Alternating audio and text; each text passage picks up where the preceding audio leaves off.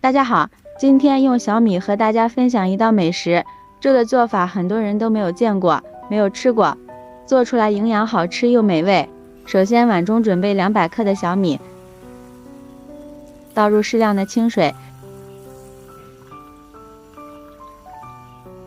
将小米清洗一下，洗掉表面的灰尘和杂质。小米这里洗1到2次就可以，洗的次数过多了，容易将小米里边的营养物质洗掉。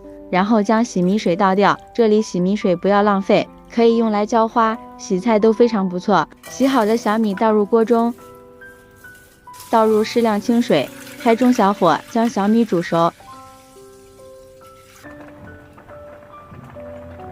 小米煮好之后，用漏勺捞出来，然后放入一个大碗中，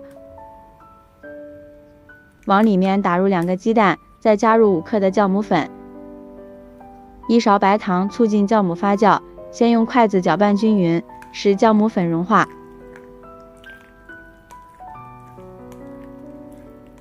酵母粉融化之后，往里面加入400克的面粉，搅拌成絮状。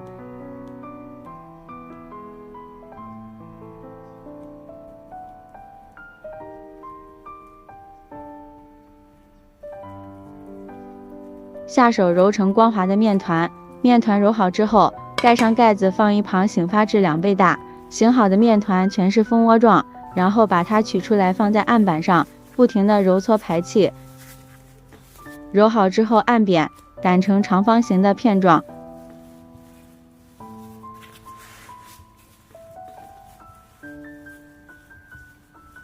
厚度大约2厘米就可以了。擀好之后，上面撒上一层葡萄干。再用擀面杖压紧实一些，然后表面再刷一层食用油防粘。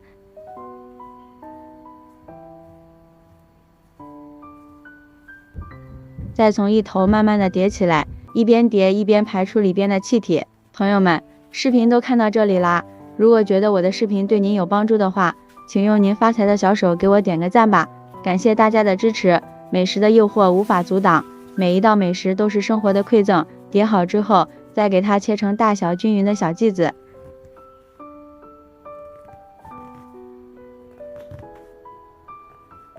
取出一个花卷的生胚，中间给它掐一下，这样两边都上来，这样层次就出来了。然后手再掐住两边，一个往后拧，一个往前拧，然后再把它缠在手指上，底部捏紧实，像这样一个漂亮的生胚就做好了。生胚全部做好之后，放入蒸笼里，中间留点空隙，留给它一个醒发的空间。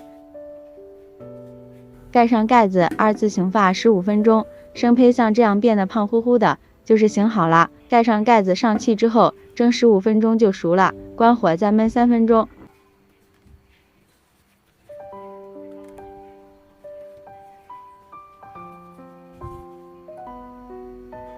像这样好吃的小米花卷就做好了。小米这样做松软又香甜，咬上一口浓浓的米香味儿。做法也特别的简单，还可以一层一层撕着吃。如果你也喜欢，就抓紧收藏起来试试吧。喜欢我的视频记得点赞、关注、留言、转发哦，感谢您的支持。点我头像可以看到更多美食视频，咱们下期视频再见。